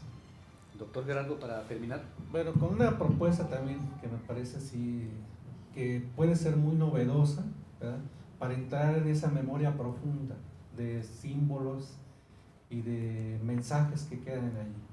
En una de estas relaciones de la costa al agua hay un pasaje que nos habla de un manantial, de un ojo de agua. Dice que de ese ojo de agua, en forma periódica, o sea, de vez en cuando, salía una serpiente y hablaba con los pobladores y les regalaba plumas, una serpiente emplumada, les regalaba plumas a cambio de ofrendas. ¿Y cuáles eran las ofrendas? Dice que pedía que hicieran sacrificios de indios giotes. Hay mucha discusión sobre eso, pero ha tratado de identificar como personas nacidas con una característica, vamos a decir. Dice que estuvo saliendo mucho y que cuando llegaron los franciscanos, porque fueron los primeros que estuvieron acá, ¿verdad?, que bendijeron el lugar y mandaron poner unas piedras, y de ahí en adelante ya nunca volvió a salir esta serpiente. ¿Qué es? Una conexión con los imaginarios del Quetzalcóatl, tal vez, no lo sé, ¿verdad? Entonces yo creo que es uno de los mitos que tenemos que analizar. Ojalá un día podamos centrarle a ese tema. Muchas gracias.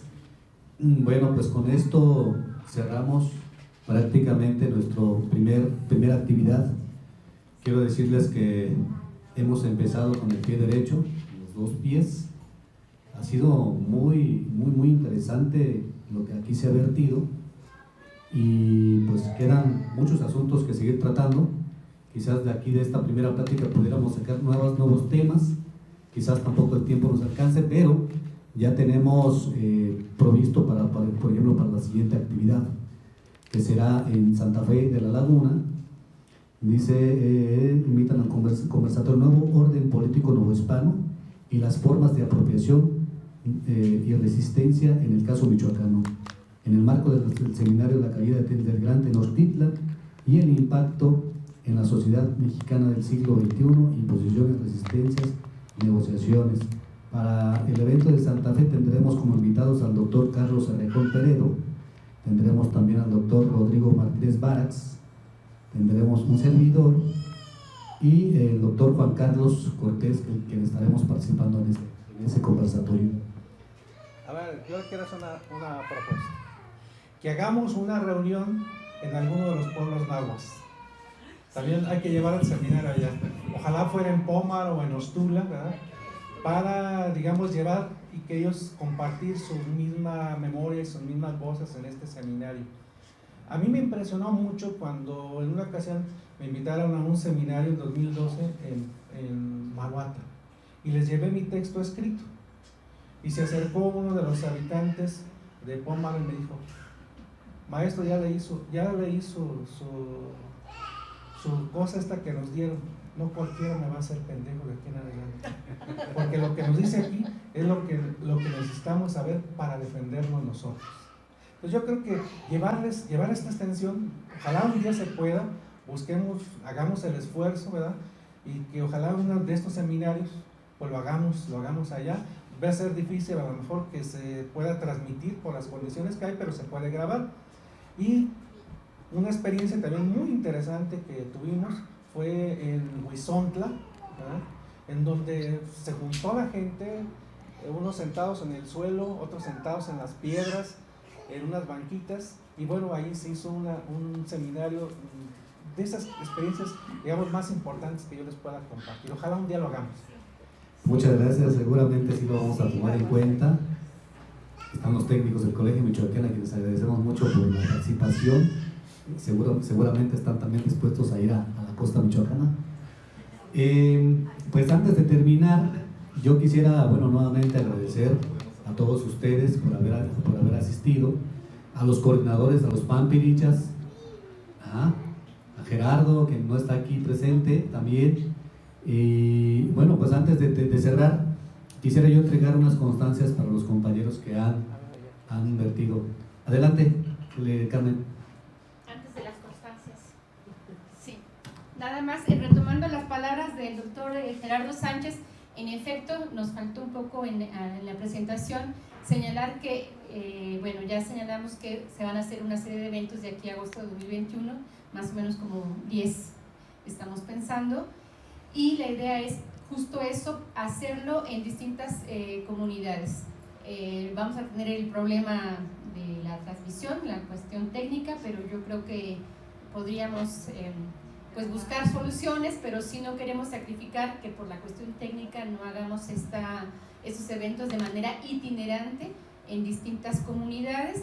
Si lo tenemos contemplado, y bueno, pensando en la costa, yo también siempre digo, la costa la tenemos como muy olvidada, y quizá bueno, hay un poquito de acercamiento con los compañeros de Ostula, quizá ellos nos puedan abrir las puertas de la comunidad si nos dan permiso, y pues tendríamos en cuenta la observación. Y bueno, y también pues queremos agradecer el esfuerzo de la UNAM.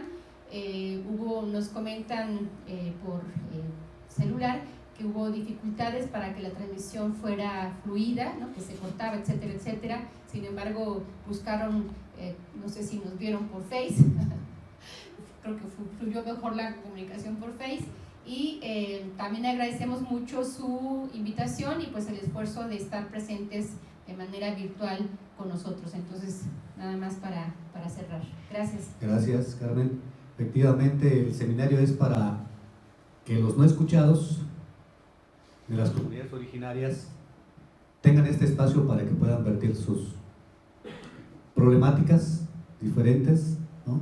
Y este espacio precisamente será también pues para esto, para esa finalidad. Bien, ahora sí, entonces anuncio las constancias.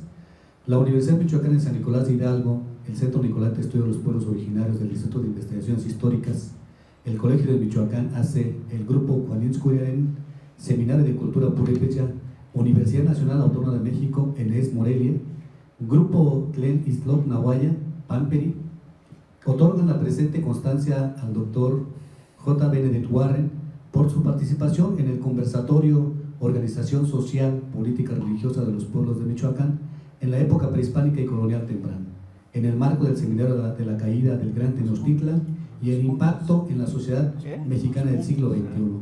Imposiciones, resistencia, negociaciones. Pátzcuaro, Michoacán, 14 de febrero de 2020, firma la doctora María del Carmen Ventura Patiño y un servidor, Amaruk Lucas Hernández. Doctor Ben. Un aplauso, por favor.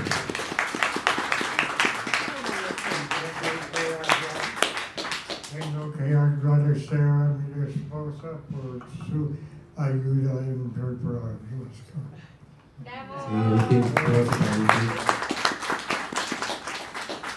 Bueno, de la misma forma, para el doctor Gerardo Sánchez Díaz, un aplauso por favor.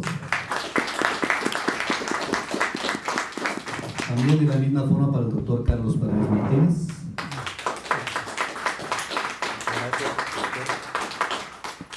Y también de la misma forma para el doctor Armando Mauricio Escobar Olmedo. Juan Carlos, si nos haces el favor de acompañarnos. Y bueno, pues de esta forma estamos terminando, sin antes anunciarles que todavía hay libros de parte del Colegio de Michoacán y de la imprenta Moreviados. Muchas gracias y nos vemos el próximo mes. A ver, ¿cómo se llama? ¿Habrá columna? Ah, sí.